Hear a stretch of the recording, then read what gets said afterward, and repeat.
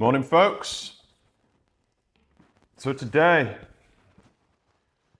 I'm just going to riff a little bit about some things that are coming up for me, some challenges, and the plan I'm going to put in place to handle them. Let me just get something to put this on. Now, as some of you may know, we're expecting our third child in the next couple of weeks. I mean, it could be any time from now. But we're expecting a third child in, approximately two weeks. And obviously things are going to change a lot. I'm going to be a lot busier. I'm going to have a lot less time. The schedule and systems that I have in place now are not necessarily going to work, at least for a temporary period. So I just wanted to run you through kind of some of the challenges that I think will come up, and hopefully, maybe you'll resonate with some of those things in your own life. And then basically the action plan that I'm going to put in place, or some of the systems that I'm going to put in place when the baby arrives. And I also want to give a disclaimer that this is the first time I've even thought about this. I've pressed record and we're just going to get into it and we'll see where we go. There is a little bit of building work going on next door, so if there is a bit of drilling in the background, I do apologise, but sometimes you just got to do what you got to do, and it's probably more distracting to me than it is to you. So what is going to happen, I guess, when the baby arrives? So first and foremost, obviously, I'm going to have a lot more responsibilities within the household. We will be sharing during the nights, but obviously someone's got to get the kids up, take them to school, pick them up. And whilst that role is largely in my wife's hands at the moment, it's kind of shared, but more skewed towards my wife. That'll be something that I will be taking full responsibility on. So suddenly I'll have lost, by the time I've dropped the kids off at school, it'll be getting on towards 9 o'clock and they need picking up at 3:15. So I'm going to lose like a large chunk of both the work day and time that I would have to fit exercise within to that as well, because at the end of the day, the work has to get done, so the exercise has got to adapt and evolve. On top of that, obviously some of the backup positions that I would use for getting in the exercise, they will be jeopardized because of tiredness. So my final straw position is usually like 7 p.m. once the kids have gone to bed. But obviously I'm going to be exhausted, getting up super, super early to fit other stuff in and obviously help Morgan with the baby. So that time is going to be difficult as well. And sometimes you can fall into the trap of like burning the candle too hard and actually not prioritizing sleep, which with a newborn is like absolutely number one. So I want to make sure that we retain some kind of balance there. So in a nutshell, probably losing 2 or 3 hours in the usual system of the workday, which is obviously like more than enough opportunity to do work that needs to be done and obviously get exercise in. And then on top of that, also the tiredness and the fatigue that's going to come, that's going to make those later opportunities or those early opportunities more difficult as well. So I hope that all makes sense so far. Now, the plan that I foresee happening, I think the first one is that it's not just about the exercise. Obviously, we have our movement pillar, we have our sleep and rest pillar, and we have our nutrition pillar as well. Now, the sleep is going to be seriously jeopardized, but there are obviously moves that we can make to actually make sure that we go to bed on time. Definitely not much opportunity for staying up and being irresponsible, getting drunk, watching movies really late into the night. Like, the baby is going to take up all of our energy and all of our time. So we need to make sure that when we can get rest, we can. So the first thing is that I'm going to probably go to bed when the kids go to bed at 7 so that I can get up at like 3 or whenever in order to help Morgan so she can get some rest as well. The second thing is obviously the nutrition. Now, just because you have a baby doesn't mean that you can't cook and eat food, right? You're still going to be eating. Obviously, there's going to be a lot more to juggle, and there might be a bit of pressure to cook meals. but we will largely be keeping that the same, like getting the fresh ingredients in. Maybe we'll get our food delivered rather than picking it up ourselves, but we will have fresh ingredients in. We'll obviously lean more towards easy to prepare and quick to cook in order to make life as easy as possible, but largely that will remain the same, and that's obviously a massive lever that you can remain in control of if you are in a similar situation to this. And whilst we're talking about obviously having a new baby here specifically, this could actually, you know, the lessons that we go through today and the tips that I give you, these can be applied of any change in circumstances. Maybe it's a new job where there's a longer commute, maybe there's more demanding hours, maybe it could be anything that's adding a lot extra stress to your life and is compressing time, maybe making you more tired. There's something to be taken away here. So nutrition, we can largely keep that the same. Obviously there's some convenience hacks we can use. By convenience, I don't mean processed food or ready meals, but I just mean choosing ingredients that are easier to prepare. So it could be, there's probably going to be a lot more just grabbing some fruit, grabbing some yogurt, buying pre-cooked chickens, like that sort of thing, in order to just make it a bit more convenient and a bit easier. And then on the sleep, obviously, we control what we can control. With a newborn, sleep will be jeopardized. It's going to be difficult. It's the thing that I have the most anticipation I have is about the sleep, because I think everything else, I've done this twice now, I'm feeling pretty confident, but the sleep thing is just, you've just got to grind through it, you just got to push on, and you've just got to be resilient. And yeah, not particularly looking forward to the 4 hours sleep of broken sleep, but it'll all end soon and it doesn't last long. So the sleep, control what you can control. I'm going to be going to bed as early as possible in order to be able to wake up as early as possible. So my day is probably going to be shifted from like a 7:30 bedtime to like a 3, 4 a.m. wake up. That's going to be the hours that I'm working with. And then basically what I'm going to do is try to utilize those morning hours as much as possible despite the tiredness. So I will be with the baby. I will probably get some work done during that time and possibly fit some exercise in during that time too, if I feel that I have the energy. And then obviously once the kids get up around 6, it'll all be about getting them ready for school, getting food ready, off to school, and then I'll start my normal work day, and then I'll be picking up at 3:15 from school. So in terms of the approach that I'm going to actually take to the exercise, when we had our second child, I basically did a 15-minute workout every single day. It was exactly the same workout. I can't remember exactly what it was, but it was something along the lines of like pike push-ups, pull-ups, squats, lunges, leg raises, something like that. Done in a circuit, minimal rest, not the way that I would usually train, but the whole point of this was like keep the flame alive, keep the body moving, make it the barrier to entry as low as possible. So that's why I kept it at 15 minutes. And to be honest, like this strategy might work for you even if you're just busy generally in life and you're struggling to get consistent and find the time for what you're doing.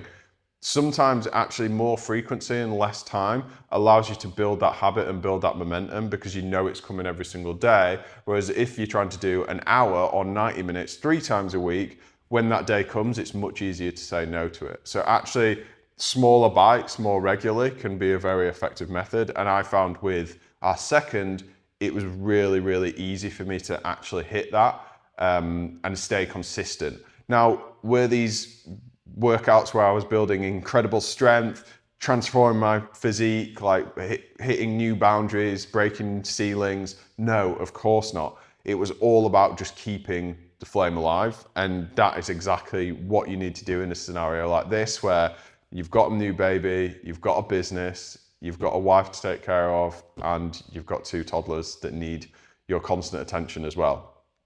So that is probably very likely the system that I'll be using. 15 minutes every day. It'll be the same every day. Excuse me, I'm about to sneeze.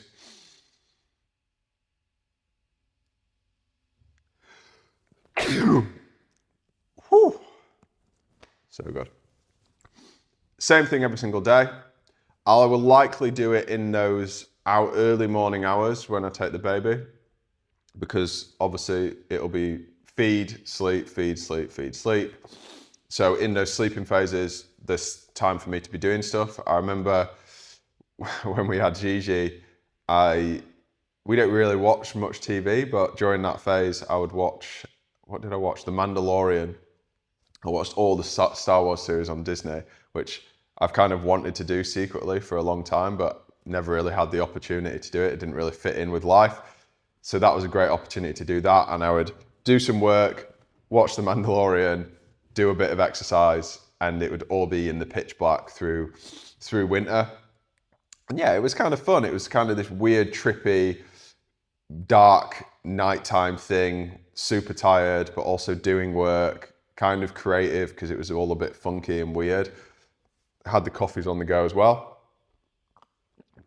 And yeah, not exactly, it wasn't a terrible time. It was kind of just a bit weird, and yeah, we got some good stuff done. And I actually wrote some amazing things for, you know, for Vibrant People and the systems that we used during that time. So some good things did come of it. So yeah, I'll likely be doing that 15 minutes. We also have a Peloton at the house, which is going to come in super handy. The Peloton we got probably like 6 months ago now, and it's actually been a big surprise to me. Now, I'm not saying that in the sense of Peloton itself and the app and just the bike are great. They're okay. I don't think they're going to change. They're nothing magical. It's, at the end of the day, it's just cardio. Obviously, the systems and stuff can motivate you or whatever, but this isn't a conversation about the pros and cons of using a Peloton. But what it does do is provide a very reliable backup option when other plans fail. So many of you will have watched my trainings on the tiers of opportunity. If you haven't, you can find it on YouTube. So check it out afterwards. It's a super useful training. But it's basically my idea of, most people, when they do a program, they just have a plan A. So it's, I train in this place for this long at this time. And if it fails for whatever reason, with a busy life, it's bound to happen, then nothing happens at all. Tiers of opportunity is about having those backup plans in place. What's the plan B? What's the plan C? What's the plan D? Now, the Peloton has formed like an amazing plan D for me. So what that means is, when the kids go to bed, 7 o'clock, if I haven't had a chance to do anything, the other plans haven't worked, I'll just jump on the Peloton and do some intervals or some zone 2 and just catch up on some other stuff at the same time, like read my book or whatever. And it's been a great backup. And originally we were going to use it in the studio. That was actually why we bought it. But now we're having the baby. I think the Peloton's going to be a really, really great tool to stay consistent, both for me and my wife once she gets back into some movement. And it's going to just make things much easier to be able to do something. Because this is the thing, right? Like when you're exhausted and you're just out of sorts, you're waking up at weird times, doing very intense, structured strength sessions doesn't always feel so good. Like you feel maybe that you can't get into it, you beat yourself up because you feel weak. So sometimes it's nice to just jump on the bike, do some real steady state, like 30 minutes, 45 minutes, real easy, and just know that you've moved your body and you've done something. So I'll be mixing it up between those short strength sessions. Obviously, if I get the chance to do longer or I feel I can, then I will. But my baseline will be doing 15 minutes a day of strength. And then if there's some extra stuff, then that's just a bonus, basically. Now, obviously, one area we haven't talked about is mobility. And probably one of the most mobile times I've ever been in my life was when both the children were babies, because when I was soothing them and when I was, trying to get them to fall asleep, I would basically sit in like mobility poses in the kind of yin style. So I would just hold a very easy pose for like 5 minutes, 6 minutes, 7 minutes, and just ease into that pose. So I'll definitely be doing that again this time, especially when it's dark and you're tired. It's nice, even though, but you need to be awake. It's nice to just feel like you're doing something to benefit the body and to feel good and to just like really zone out and relax into it. So that's something that I'll be doing again, just incorporating that mobility into the time with the baby and with the kids, and just trying to still get a balance of things. Now, obviously, from what you've heard, none of this is intense. Like, I'm not saying I need to hit these hour-long workouts, I need to go super hard, I need to break boundaries, I need to create loads of results. This is literally about keeping the flame alive, and most importantly, making, feeling good in my body and staying healthy and staying strong and staying fit.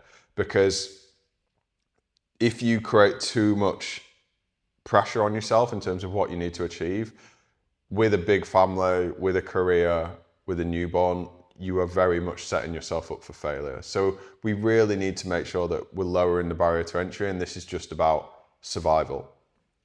So that's what I'm going to do. So yeah, I think let's just to revert and go over it. Sleep, control what we can. Obviously, when you're already sleep deprived, like doing things that are voluntarily ruining your sleep even further are not sensible. So I'm going to try and get to bed earlier, and really, when I do go to sleep, like winding down, not looking at screens so much, trying not to eat close to bed, all the things that are going to optimize the sleep itself. I'm also, at the moment, some of the guys in the community have been following this, but been experimenting with a little kind of sleep stack, which includes magnesium, L-theanine, and ashwagandha. I can never say that properly. It seems to be working really, really well. I wanted to make sure I kind of like nailed this before the baby came, because I know, obviously, anyone that's had a baby, you get this kind of sleep anxiety. So you get woken up once, yeah, you can fall asleep pretty easily. Get woken up twice, it's kind of difficult to fall asleep. Get woken up 3 times, 4 times, 5 times, you basically can't fall back to sleep. Like, your body stops you, and it's really, really difficult. And you're sat there at 4 a.m. having been woken up 5 times, and you can't go to sleep, and the baby's fast asleep. So I wanted to make sure that I had ways of getting like really fast, deep sleep. I've been experimenting with this stack, and it's been really, really interesting as someone that doesn't really take many supplements. And it's been allowing me to fall asleep really fast and also get really deep quality sleep as well, which has been super, super cool. So yeah, prioritizing sleep there. As we said with the nutrition, nothing's really going to change there. We're still going to get fresh ingredients. We're still going to cook at home. Obviously, we'll try and pick more convenient choices where we can, but largely it's going to be focusing on the same things. And I've often found in the past when we've had kids, it's when they've been young, obviously, when they've been babies, it's been much easier to actually eat really healthily, because you're so busy, you're rushing around, you're moving around, like you're getting stuff done, and there's not really time to eat in like an emotional manner or anything like that, or eat because you're stressed. It's more about, right, functional, get it in, feel good, move on and do all the jobs that you need to do. And then, as I said, with the training, keeping it simple, 15 minutes a day of strength. If I hit that, if I tick that off, it's been a success. If I get a chance to just do some steady cardio just as a bonus, cool. If I get a chance to extend the strength sessions, cool, also a bonus. Mobility will be integrated into the bedtime routine, and maybe in the morning routine as well. Just when I'm soothing the baby, like, I found that I would spend hours on the floor stretching, doing that in the past. So there's no reason why that can't happen again, which is super beneficial. And then on top of that, I think that's it really. Like, that's the action plan. When life changes, you have to create new systems. If I was to continue with the system that I'm using now, then the chances are that I would fail when the baby came. Something's got to give, right? And I think this really relates to things that we've talked about a lot before, which is getting to say, you're 35, you're 40, you're 45, 50, and you decide you want to get in shape, and you look back to what you were doing when you were 25 years old or 20 years old, and you try to put that system into your life. That system was probably when you had no family, your career wasn't as demanding, you had much more free time. And then you try and put that system in your life when you have 2 kids, when you have a busy job, when you have lots of things pulling you in different directions. And then that system doesn't fit, right? And it's hard to maintain, it's hard to be consistent, and you end up failing. And the same is true of almost like micro changes in your life. like having a new baby, or maybe it's changing job or anything like that, you still have to adapt your system for success.